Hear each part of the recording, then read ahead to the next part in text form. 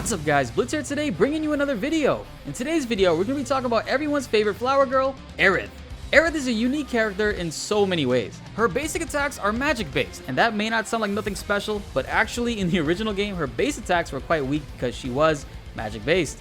So in this new remake, they made her basic attacks magical, and she does a great amount of damage. In this game, Aerith is a long-range magic spell user, but her basic attacks also hit AoE and multiple enemies, which is an amazing change. They really brought personality not just to each character, but their fighting styles. And with that being said, let's get into the Aerith Combat Guide. Aerith's basic attacks are spell particles she shoots out at enemies. You can tap square 5 times until the combo is finished. You can slowly tap these so you don't have to commit to attacks and get caught in an animation. Or you can press it very quickly to throw these out fast. But just like Barret, since she is a long-range character, you can actually hold the attack button down and Aerith will launch out her entire combo. Enemies that are immune to magic will not be hit by these. However, enemies who are weak to magic like these Gorgers will get hit for bonus damage. She just absolutely wrecks these mobs. Her triangle attack is called Tempest and it has a bit of startup on the move itself. But this move does decent stagger and it increases her ATB. It also has a separate function if you hold it down. Holding it down long enough will create a diamond on the enemy with a blast radius. If the enemy stays within the radius long enough when it explodes, they are hit with multiple magic based attacks, which also do great stagger and overall damage. This can and will hit multiple enemies if they are in it, but if it detonates and they leave the radius, it will not hurt them. This move is tough to use on a mobile target, so it's best to use this on an already staggered enemy. Or you can interrupt or lock down enemies long enough inside with other attacks to keep them still, such as stop materia. Also, blocking in front of it while aggressive enemies try to hit you works as well. It isn't a guaranteed strategy though. When it comes to her abilities, early on we don't have much to work with. Soul Drain hits enemies and gives Aerith back MP, which will be valuable later on or in the harder parts of the game. This move also can interrupt enemies casting spells and most attacks. Ending combos with this move can also tack on some extra bonus damage to help end fights faster. The fact that it can interrupt spells is very valuable, so be sure to keep an eye above your enemy's head to see what spells they are using or if they're even casting anything at all. Also, when enemies are staggered, you gain bonus MP back when using this move on them. Aerith's next ability is the support skill. Arcane Ward puts an AoE on the ground for whichever teammate you target.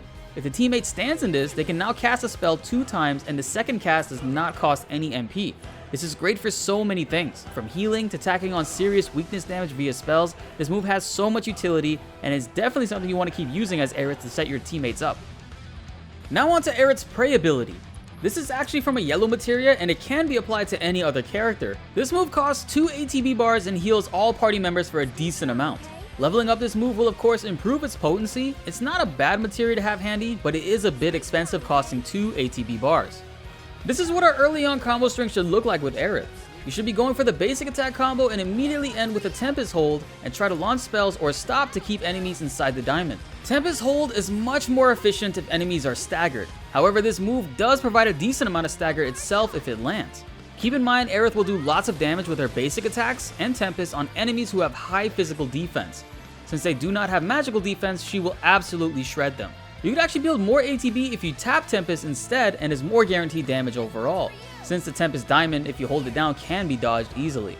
In addition to this, Aerith is your main magic user. You should be working all of your strong spells and cure through her. This goes for ice, fire, lightning, etc. These moves will do their most damage potential when applied to Aerith.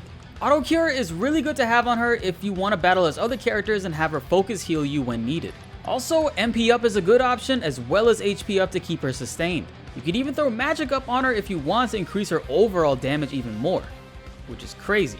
Aerith comes with a new materia called Refocus Limit Break. This can be used on any character and is a limit break which, when activated, can give you 3 ATB bars and speeds up the ATB recharge time. This can be very valuable in certain fights, but you have to choose which character you'd want to sacrifice using their limit break. I'd go with Aerith since her limit break healing Wind heals the party. And since we can already heal really well without it, I'd rather opt for someone getting 3 ATB bars to increase more utility to her kit as well. With Aerith, you want to keep your distance and fight far away. Enemies will try to aggro to her, and that is when you need to switch characters and get them off of her. Some helpful tips are to apply a barrier to Aerith whenever possible, and utilize her Arcane Ward not just for attacking, but to apply big heals while saving MP. Eventually, when you get more abilities as Aerith, you'll be able to cancel into them the same way after basic attacks or Tempest like I showed you.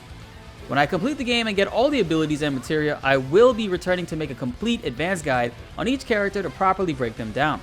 A lot of you guys have been enjoying the content, and that's been making me super happy. I look forward to bringing you guys more stuff from materia combos and best setups for characters, as well as continuing our Let's Play now that I got all the guides out of the way. Comment below any ideas you guys would like me to elaborate on or explore in the meanwhile. I want to take this time to thank each and every one of you guys for joining the channel, as well as those that are already subscribed and shared and liked the videos. We got over 400 subscribers within the last 3 days and counting. Continuing off that momentum, be sure to like this video if you enjoyed and subscribe if you're new. More Final Fantasy VII videos will be coming your way and you won't want to miss that. My name is BltzZ and thanks for watching.